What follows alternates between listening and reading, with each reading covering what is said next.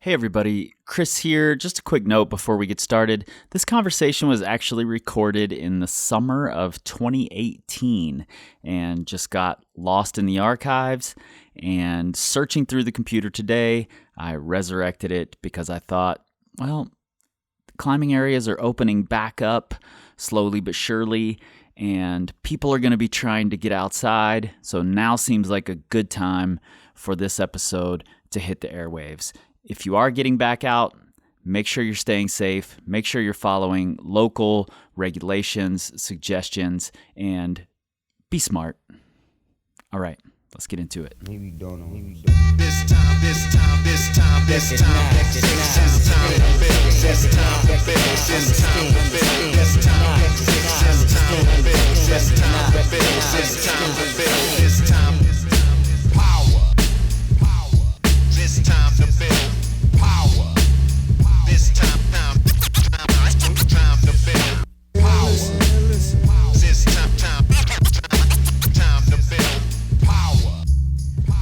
What's up, everybody? I'm your host, Chris Hampton.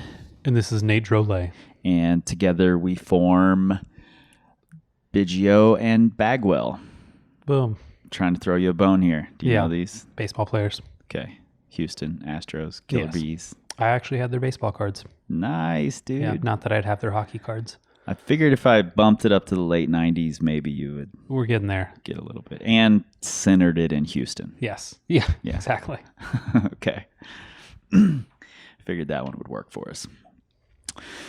We actually just returned from Salt Lake City. A very whirlwind trip. I was talking to Xiaoxing today, and he asked me how long we were in Salt Lake, and I was like, I don't even think it was 24 hours. I was just trying to do the math in my head. I don't think we were. Yeah, I don't think it was even 24 hours. We packed a lot into 24 hours. Yeah. Including a couple of recorded conversations with Esther Smith and Ava Lopez.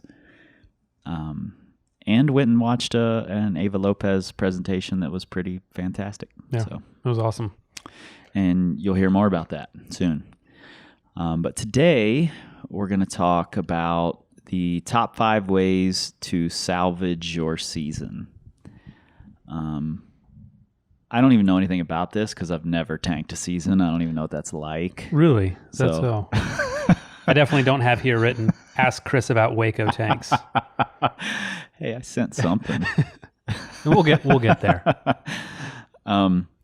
So why would someone need to salvage a season? Because there can be several reasons. You can have gotten horribly out of shape. You could have just had a really busy, like either summer or winter, depending on when your season is. The weather could be terrible. Like you could miss out.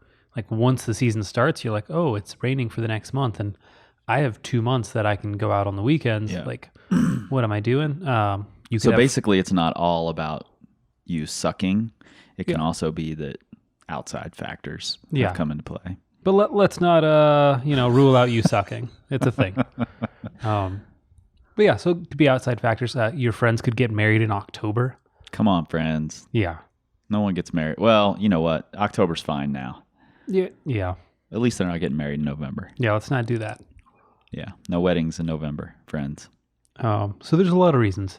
And I think a really common thing that happens is, first a good wave of weather comes in and people go outside and they're just like, oh shit, I'm not ready. Mm-hmm. Like what do I do? Like there's this kind of spiral out of control. They're like, I haven't done core in like 4 years. How do I even do that? I've been getting in shape since 1997. Yeah.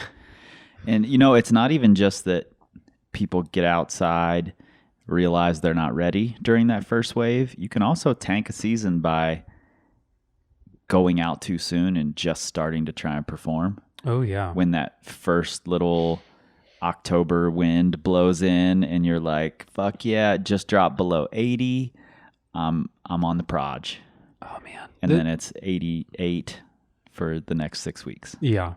That said, that is maybe one of my favorite days of the entire year is the first day when you're like outside and you're like, oh, it's like kind of nice and crisp and bluebird and sunny out. And there's like a cold wind. Yeah. And you're just like, it's coming. Mm-hmm. Tricks everybody. It does. Yeah. Because you still have like another month after that. But yeah, I mean, that totally happens. You know, people who, or they just started their season like 3 months too early. They're like, I'm just going to power through the bad time. Right. And then by the time the season comes around, they're burnt out. Yep. On the way into the downward slide. Mm-hmm. So there's a lot of reasons why you can be coming into a season and, you know, kind of have that oh shit moment. Mm-hmm. Yeah. And today we're going to talk about the top 5 ways as we see it to kind of salvage that and make the most of what could turn into a really bad, depressing, alcohol-filled couple of months. Yeah. And our number 5 reason is, and some of you aren't going to want to hear this, but take a step back, difficulty-wise. Like, step it down a notch. Just one notch. Yeah, just a little notch. But that's fucking hard for people. People always want to be stepping it up a notch. Mm-hmm. They don't even like to stay where they were last season. They just want to step it up a notch. Always. All the time. Yeah. Progression is linear, Chris. Yeah, it's perpetual. Yes. In fact, that's what we should name a training plan. Perpetual progression. Perfect. Sell to everybody.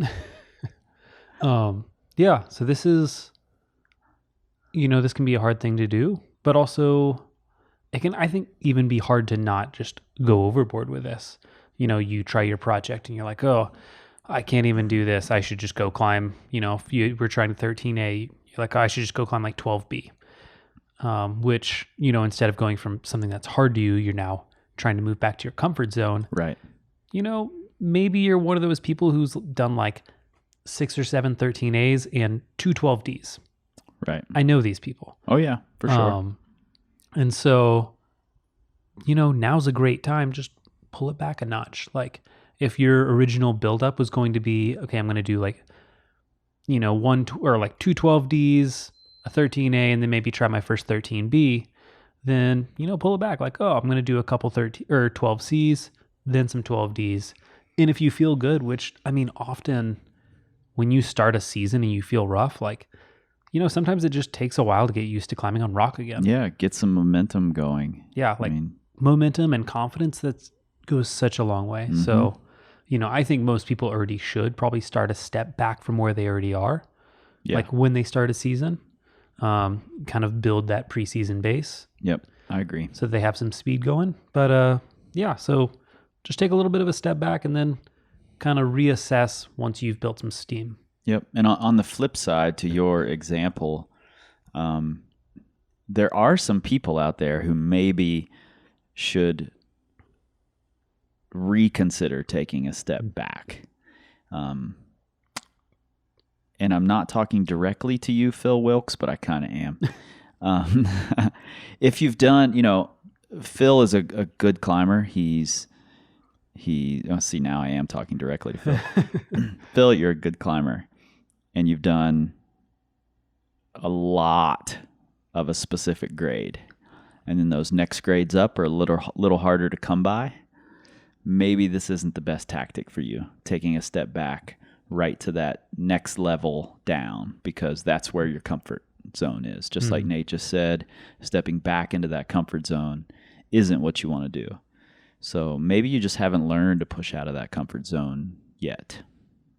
So maybe taking a step back isn't the best tactic in that case. And then we do have some other tactics here, so you can choose something else. Mm-hmm. Our number 4 is view it as a setup season. And maybe this might be my favorite of these, because I really like setup seasons. I don't know why. Maybe it's because that's how I view my tanked seasons afterward. Yeah. Like, oh, that wasn't a tanked season at all. Setting myself up for next season. Yeah.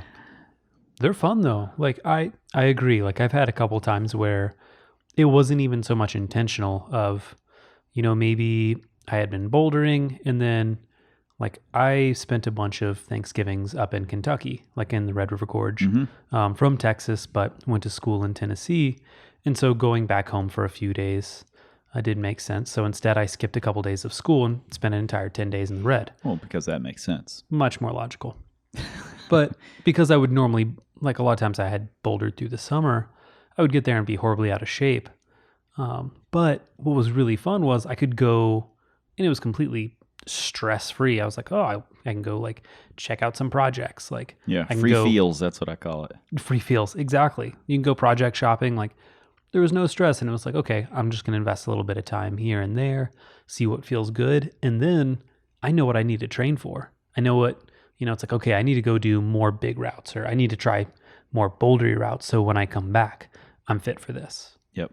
And so it can very much go from, oh man, I'm really out of shape and I'm not going to be able to do anything, to like, oh, like this is awesome. I'm super psyched. I can't wait to like this is now like what's keeping me motivated.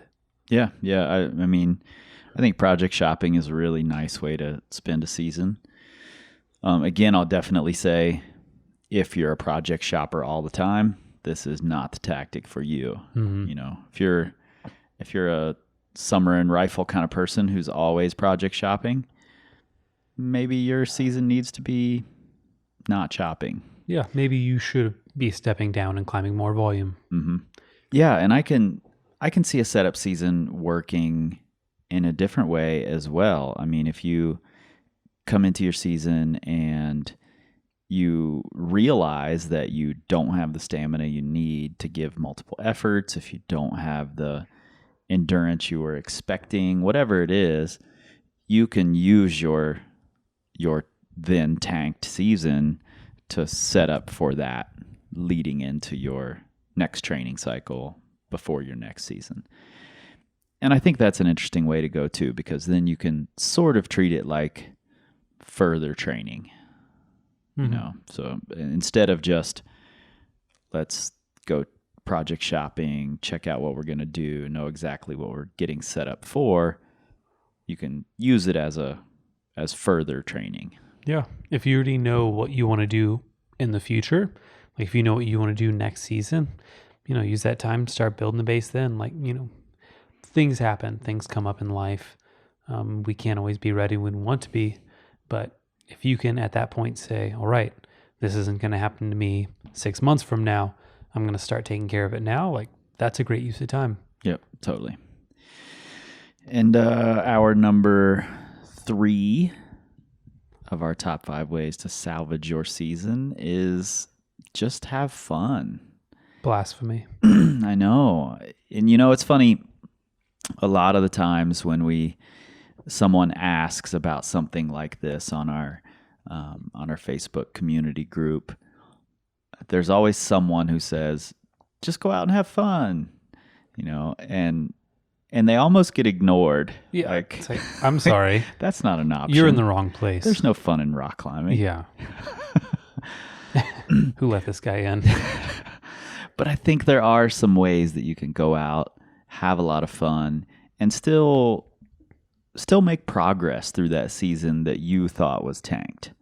There are all sorts of silly challenges and circuits and link ups and things like that you could do that would be really fun challenges for you.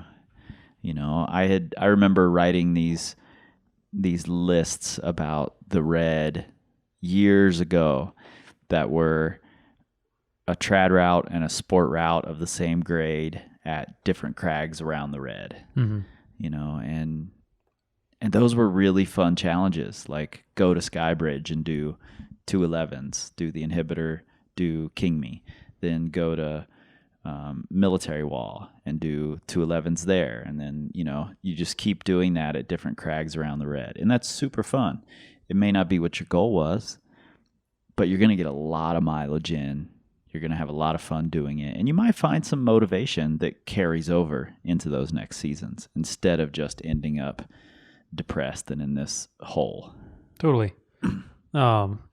Something that when I didn't have a ton of time, when I was like, there were times in college when just, especially like my senior year, because I had it was like, okay, like I just need to take all the classes to finish, and the schedule, I didn't really have much in the way of options. Mm-hmm. But one of my favorite things is I was like, okay, I'm just going to go out and have fun.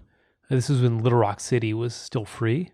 Right. So man, I would go out, just have, You could just roll up in the evening and I'd put on a chalk bag, some super comfy shoes, and I could go do like 50 boulder problems, like no crash pad, just go out, climb a bunch and have a ton of fun. And man, like after that, like to me, this was just a way of kind of blowing off steam and, having fun outside. But like in the end, I ended up feeling much more confident with my climbing just because the amount of moves I was doing outside on rock was so much higher than when I would go in project or anything like that.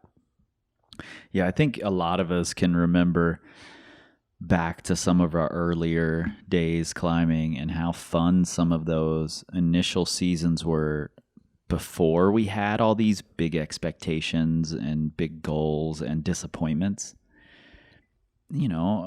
Most of the first 5 years of my climbing, the goal was just go out and have fun, do some cool stuff. I didn't really know rock climbing as a sport, So I didn't treat it like one. It was just this fun thing we did on weekends, and I like to try hard, but other than that, that's about it. So I think we can think back to those, realize that is a feasible option, even though we want to say it's not when we're focused on training and getting better and improving. Mm-hmm. And, there's a lot to it as well. Like you can get a lot of benefit out of having fun. Like, go to the crags that you may not have normally gone to because there aren't enough like hard climbs there, or maybe it's just really far out of the way. But, go out, do some fun new on-sites, do something that you really enjoy. But, just kind of go and have fun. And honestly, like for a lot of people, when they stop stressing out so hard about what they should be doing and they just go out and have fun, like it's fairly often that people realize like, oh, like I should have been doing something different. Like maybe I can go out and just climb some easier climbs at a higher volume, and that's going to get me a lot of benefit because that's what I really need. But I felt like, if I wanted to progress, I needed to be building up like a higher level pyramid or projecting. Right. So, like, man, if you're having fun and you're enjoying what you're doing, it's really easy to get better. Yeah, there are a lot of ways of having, that look like having fun that are going to help you progress. One of the things I like about climbing with you is that you're not afraid to just make up stupid moves, play with stupid eliminates. That's one of my favorite things to do in a boulder field is after I've done a boulder, make up some really dumb version of it that involves some really weird move, because they're really fun to try. Yeah. Silly, dumpy little boulders can have some fun, crazy moves on them that can teach you something for sure. Totally. And you learn a little more about body awareness. You learn a little more about how to see interesting movement and how to connect holds together. And I mean, that stuff's invaluable later on. Mm-hmm. And you're not going to learn it by connecting the chalk dots. It just doesn't teach you as much as playing around and being silly can oftentimes. Totally. Let's take a break. Yeah, let's take a break. What's up, everybody? Chris here. I'm not going to take up too much of your time, but I do want to let you know about my new book, The Hard Truth: Simple Ways to Become a Better Climber. It's a collection of 26 essays, no nonsense, meant to shine a light on those qualities that limit us the most as climbers. The qualities that are hard to measure, but simple to manage. Simple, that is, when they're backed with intention. The book was illustrated by my good friend Brendan Leonard from semirad.com, who read every essay and put one of his amazing in-your-face charts along with each one. The Hard Truth will be widely available on May 14th, 5/14.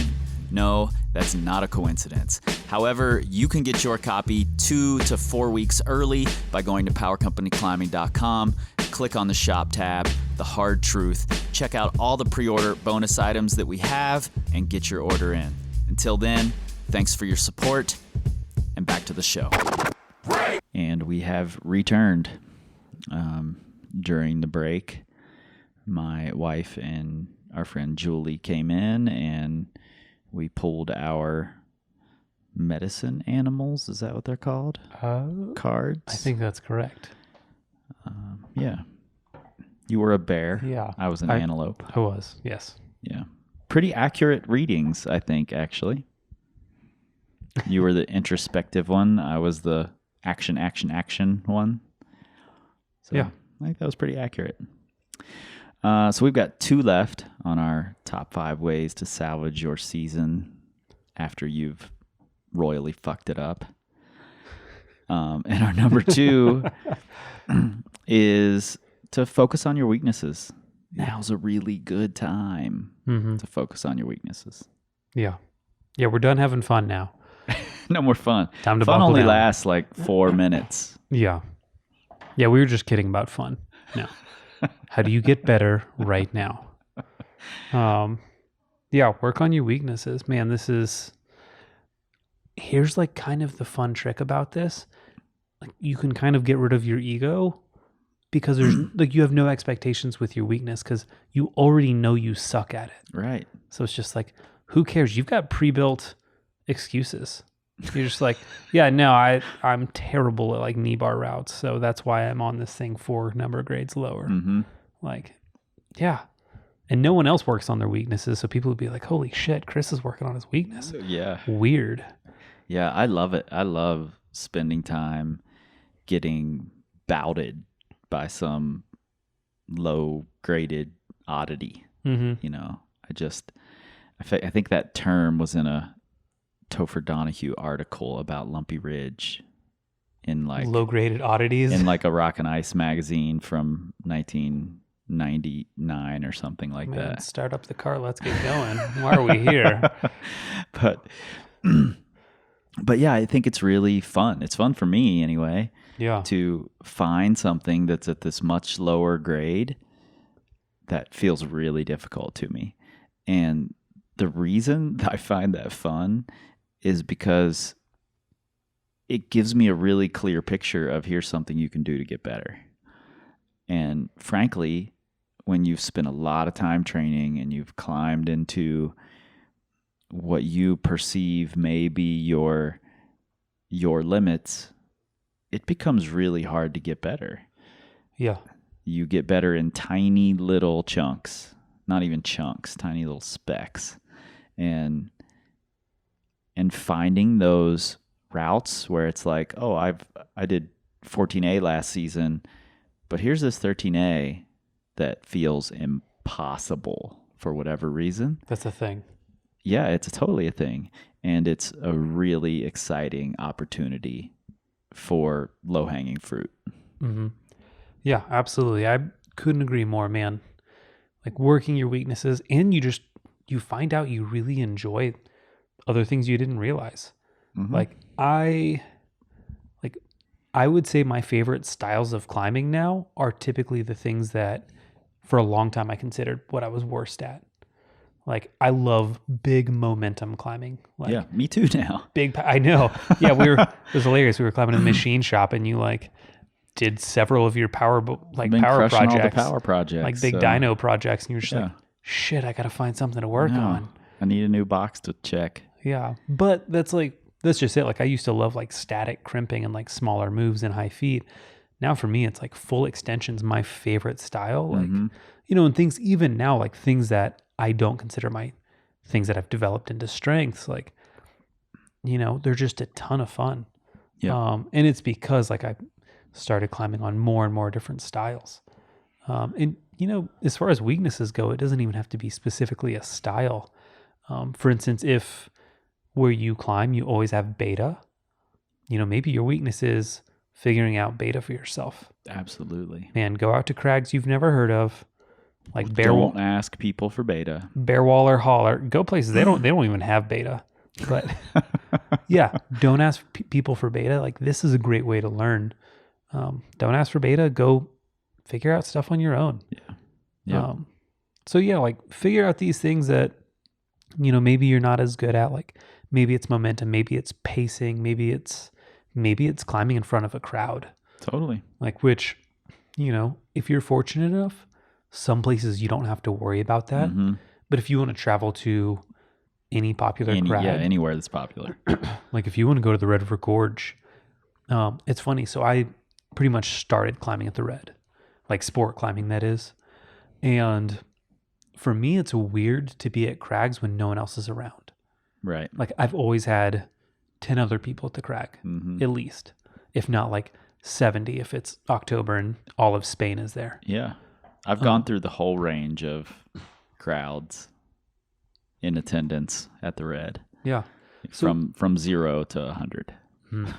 So this kind of bounces off like setting up for your next season. But if you know you want to go somewhere where it's busy, go climb at busy crowds. You can climb on things that are a little bit below your limit, but get comfortable with it. Yeah, you'll find out really quick how much your ego plays a part in your climbing.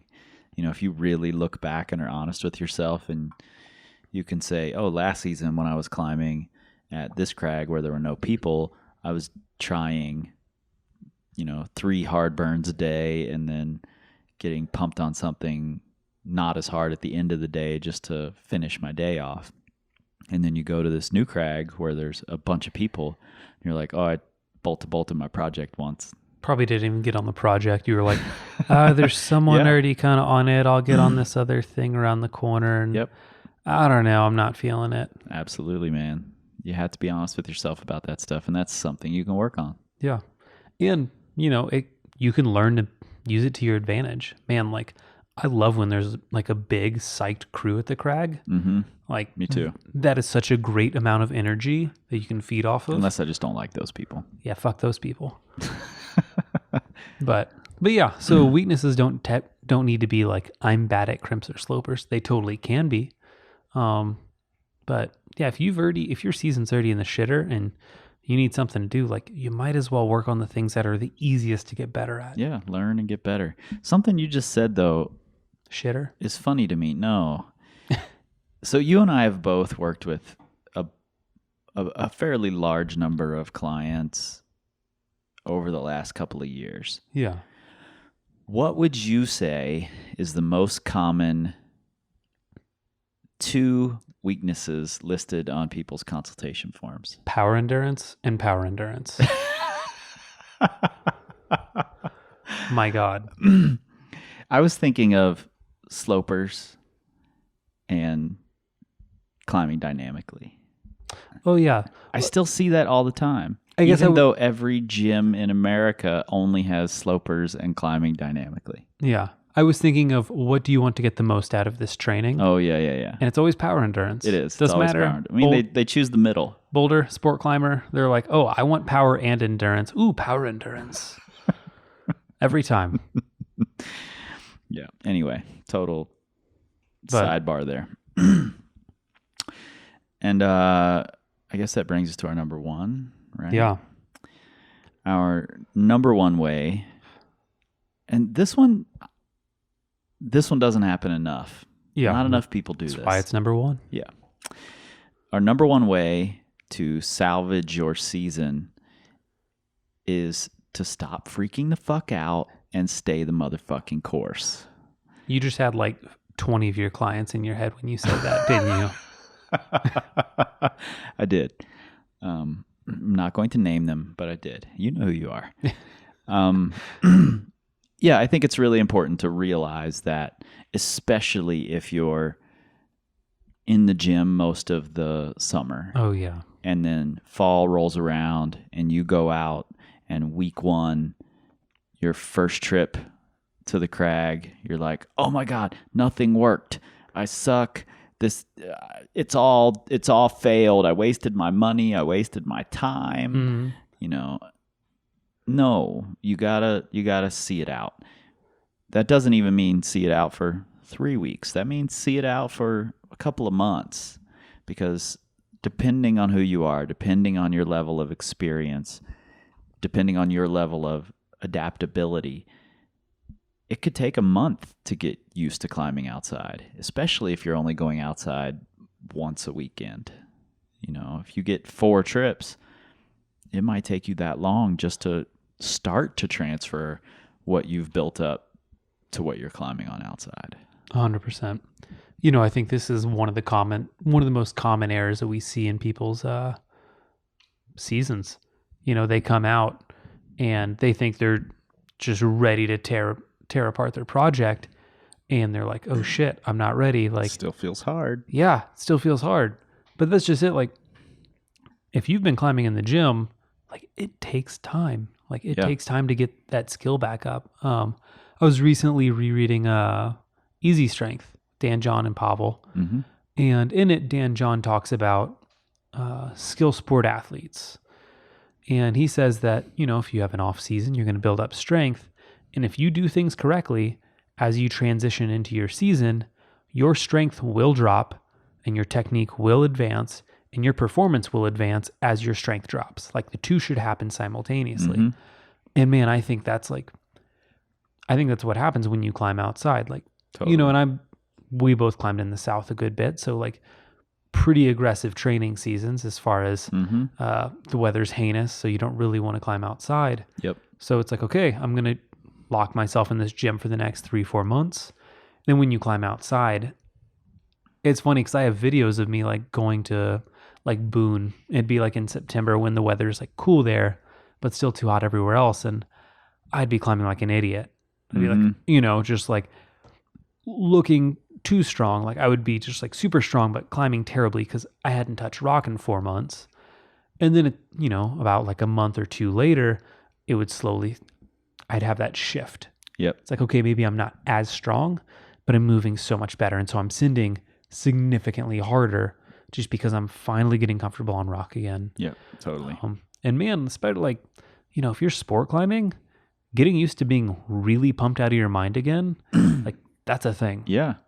Especially if you're going, like, if you've trained for a season in an area you're unfamiliar with, this is going to be an even tougher process. Yeah. And I just can't say it enough. Do not bail, don't abandon ship. Mm-hmm. See it through a little bit. You can still implement some of these other tactics. You can have a little short anti-style project that you work on leading into your season. Probably should. And I really love that tactic. I've used it a lot. Mm-hmm. You can go out and just have some fun days while you're getting used to the rock, especially if you're feeling rough. Sure. I see you smirking Why over not? there about fun. Yeah, fun's cool, I guess. That kind of thing. And I think when you first go out, you should step the difficulty back a notch. Mm-hmm. I've talked about this to a lot of my clients quite a bit, that the fall is by far the easiest season in the Red River in the Southeast, because you get to go out and start climbing on rock when it might be a little too warm, mm-hmm. but you're getting used to climbing outside. And then the best temps are coming as you're hitting your fitness peak and your comfort peak. But then in the spring, you get like 2 or 3 weeks early in the season, and then it shuts the fuck down. So you have to be able to hit the ground running. Yeah. And that's considerably more difficult. Totally. And that's what's nice on the fall is like, if weather does go bad, you're like, hey, I'm just going to boulder through the winter, do a little bit of training. Like, I just have like a month and a half, 2 months, and I can potentially sneak a couple cold days in. We'll be good. Yep. But when spring starts fading, it's a scary time. It's scary. But I think spring especially, you have to stay the course. Yes. If you go out day one and it feels rough and you're like, I didn't hit the ground running fast enough, and you bail, then you have no shot. So yeah, I think staying the course is a really, really important tactic, and I think you should do that 100% at least a few times. If you're a person who bails out quickly, commit to it. It may not pan out. You may have tanked your season. Who knows? Yeah. But you'll know more by seeing it through. Just like any training plan, just like any experiment. If you don't see it all the way through, you have no idea what the results are. Totally. Couldn't agree more. I like that you keep saying couldn't agree more. I think I could agree a little bit more on that last point. So let's talk about, these are 5 great things for if your season's turning to shit. Oh man, you're throwing a curveball here. I didn't know. write any of this down. Hey, I have it written here. Ask Chris about Waco. I haven't even done that yet. So, what are the common things that we see instead of these 5 things that people do? Like, oh man, season started. I thought I was going to have great endurance, and my endurance isn't there. Like day 1, I don't have endurance. What do people normally do, and what should they be avoiding? I think there's a couple mistakes I see pretty often. Number 1, because I'm a coach and because I'm talking to people about their training every week, I see people start hitting it even harder in the gym. Like more days in the gym, more time in the gym, more laps, more 4x4s, more whatever. They're freaking out. I'm not prepared. And I think that's a mistake. I think you have to, again, see the plan through, see the season through. Then you'll know if it works. Otherwise, when you just start throwing everything at the problem, you have no fucking idea what worked and what didn't. Yeah. If you're starting your training when it's already in the 60s out, like you're in trouble. Yeah. I think that's a massive problem. How about you? What do you see? That's definitely the biggest one is like, they're like, okay, I need to go back to training. Like, and I have seen people skip out on a season. Like, because there was there'd be times where, I'd have to, like, depending on my work, like I would work weekends. So if I was busy working weekends, then maybe I'd sneak into the gym for a little bit of climbing when I was in Chattanooga, and I'd see a handful of people there, and I'd be like, bro, what are you doing? It's like 55 and sunny out, and I talk with a couple people, and like, they'd be like, oh yeah, I don't feel strong enough for my project. So I'm like, I'm here trying to get stronger. And it's like, we got like 15 more of these days this year. What are you doing here? Like, you got the day off work. Yep. I got news. I'm never going to be strong enough. Never going to be good enough. So, I want to go out and do the shit that I can do while I can do it. And then use those days that I can't be out there to try and get a little stronger, a little closer toward that. Mm-hmm. Yeah. So that's one I see. The other one is just letting it all go to shit. They're just like, hey, they just freak out. Like they had a nice plan. They were like, okay, I'm going to build this base. I'm going to do these climbs. I'll build up to my project. When the first thing kind of falls through, they're just like, that's it. I'm scrapping everything. Like I need to climb 5.5 now, like, because apparently I can't climb on, my 5.12 project. Yeah. And they just, completely implode. Mm-hmm. And, I know everyone listening to this is like, I would never do that. That would never happen to me. But it's total bullshit. It happens to all of you. I get your emails. I know what happens. And just as an example, and this is a success story. But I got an email just last week from a guy named James Mihal, who he was heartbroken that he had fallen off the last move. He had slipped. His foot had slipped off the clipping jug of his big project. Classic.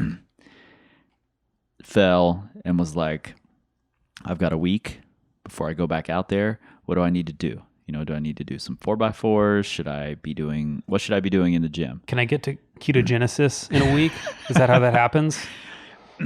And this is not uncommon. So, James, I'm not picking on you at all.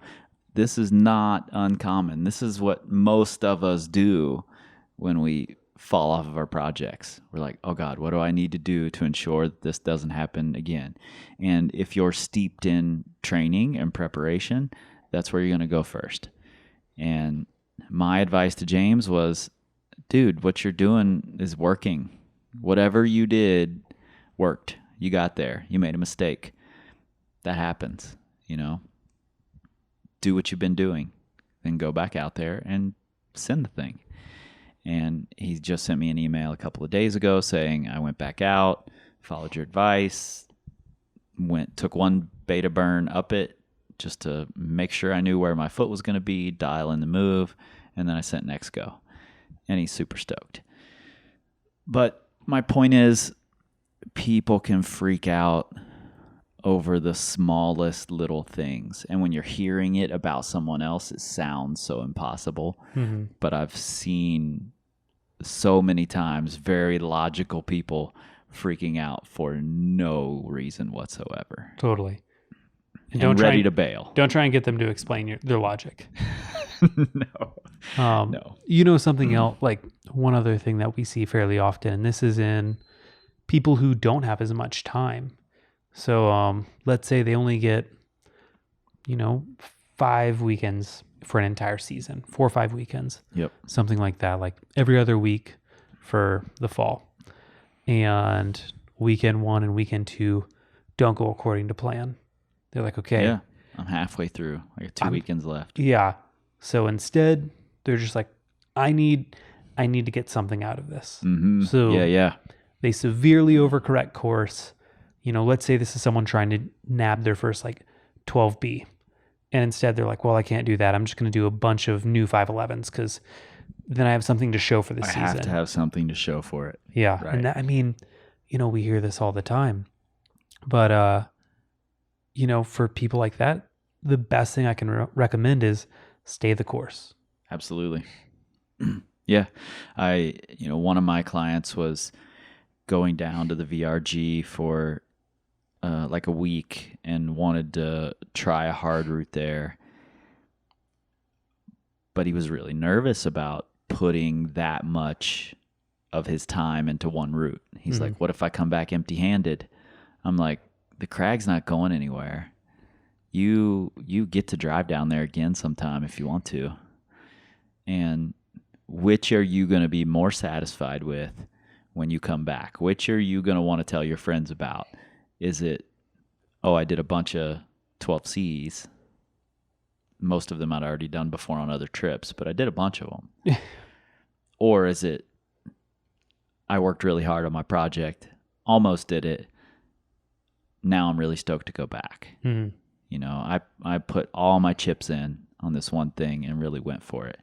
For me, that's got more power. It gives you more opportunity to learn as well. Totally. Yeah. And just like you said in the beginning, if taking that step back, if bailing, abandoning ship and overcorrecting course puts you back into your comfort zone, that's where you're making an error. Mm-hmm. We have to stay a little bit out of that comfort zone to continue learning. Period. Totally. So. Yeah. All right, you wanna recap the 5? Yeah. So top 5 ways to salvage your season. Top 5 ways to salvage a season. Number 5, take a step back. Number 4, view it as a setup season. Mm-hmm. Number 3, have fun. Boom, have fun. Number 2, work your weaknesses. And number 1, stay the motherfucking course. I'm glad you said motherfucking course, because if you didn't say it, I was going to say it. All right. You guys out there all know where to find us. PowerCompanyClimbing.com. By the time you hear this, we'll probably have our circuit tape out. You should check that out. I'm not going to tell you all about it right here because the website will tell you all about it. PowerCompanyClimbing.com. And you'll probably find us on the Instagrams. I haven't been spending as much time on there lately because I've been focused on training and climbing and working and making sure you're prepared for your season. Making sure I'm prepared for my season. So you don't have to use this information. So I don't have to bail the fuck out. Again. Yeah, again. You know what? Let's back up here. Let's talk about Waco. I'm interested in talking about Waco because you're right. It could have been a tanked season, and it may have been a tanked season. I could go with that. Mm-hmm. However, the reason it was a tanked season, it was because I stayed the course while in Chattanooga. So I'm okay with tanking my Waco season because I stayed the course that was the boulder I really wanted. I walked away empty-handed. I stayed the course. It tanked my Waco season, so I spent a lot of time climbing a bunch of different things. Yeah, no, but I mean, I think you did the reason I have this is because I think you did a really good job with Waco after other things. But you got to Waco and you're like, okay, I'm going to do everything. Like, so you did take it back a notch. You climbed a lot of volume and you really got your feet under you there. And man, you got some good sense by the end of the trip. Yeah. Like, it would have been, I think, very easy for you to be like, oh shit, I've been climbing on like a vert sloper problem. And here I am in Waco. I'm horribly unprepared. Which is what happened. Yeah, it happened. But it would have been very easy for you to be like, I'm just going to go do a bunch of easy stuff and that'll be it. And then I'm just going to drive home because I'm not ready for this. Yeah.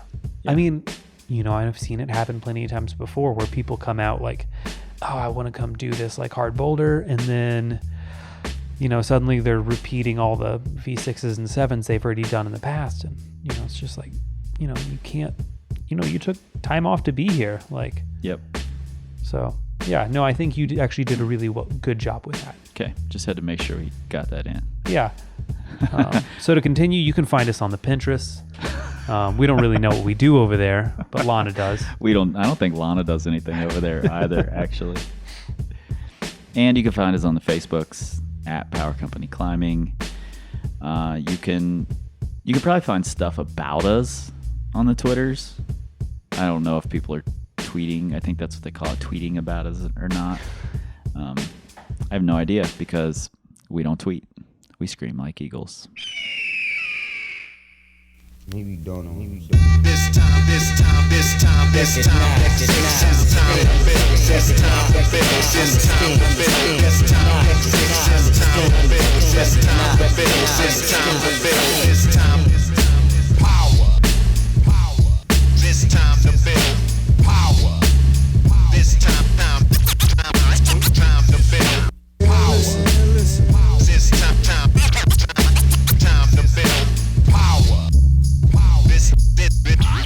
This